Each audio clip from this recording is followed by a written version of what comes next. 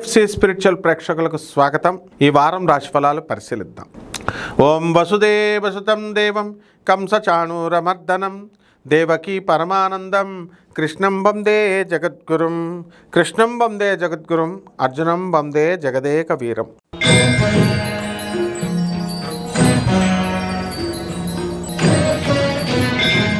మేషరాశి.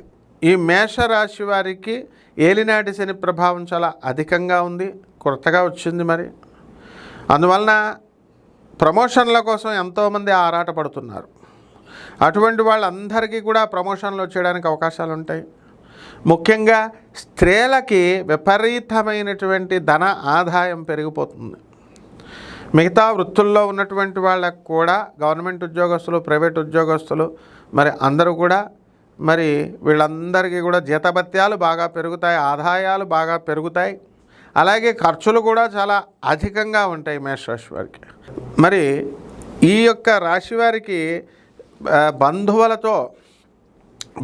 ఇళ్ళకి వెళ్తూ వాళ్ళంతా కూడా ఖర్చులు అధికంగా చేయడము, క్యాంపులు, ఆ గుళ్ళు ఈ గుళ్ళు అని, ఆ ఊర్లు ఈ ఊర్లు అని తిరగడం అనేటటువంటిది చేస్తారు.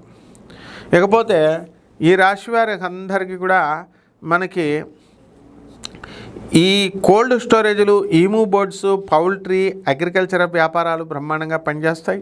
నీళ్ళ వ్యాపారాలు, హోటళ్ళు, రెస్టారెంట్లు, ఫ్యాన్సీ స్టోర్లు, ఆ తర్వాత డీమార్ట్లు, ఇలాంటివన్నీ కూడా వ్యాపారాలు పెట్టుకోవాలనేటటువంటి ఆలోచన వస్తుంది. వివాహాలు కానటువంటి వాళ్ళకి గురుబలం అధికంగా లేకపోవడం వల్ల మనకి వివాహాలు కావు. పెళ్లి చూపులకు వెళ్ళినా కూడా అమ్మాయిలు రిజెక్ట్ చేసేయడం అనేటటువంటిది జరుగుతుంది. కాబట్టి రాశి వారికి అందరికీ కూడా అనేకమైనటువంటి పనుల దీంట్లో నిమగ్నమైపోయి ఉంటారు. అందువల్ల పరిహారాలు ఏమిటంటే, ఈ మేషరాశి వారికి శని జపం చేయండి, శని స్తోత్రాలు చదవండి, శనికి కిలోంపావు నల్ల నువ్వుల్ని, నల్లని వస్త్రాలను ఇచ్చి పేద బ్రాహ్మణులకి శనివారం నడుము 8 గంటలకి దానం చేసుకోండి. రావి చెట్టు చుట్టూ ప్రదక్షిణాలు చేయండి, నీళ్లు పోయండి, బ్రహ్మాండంగా ఉంటుంది. శుభమస్తు.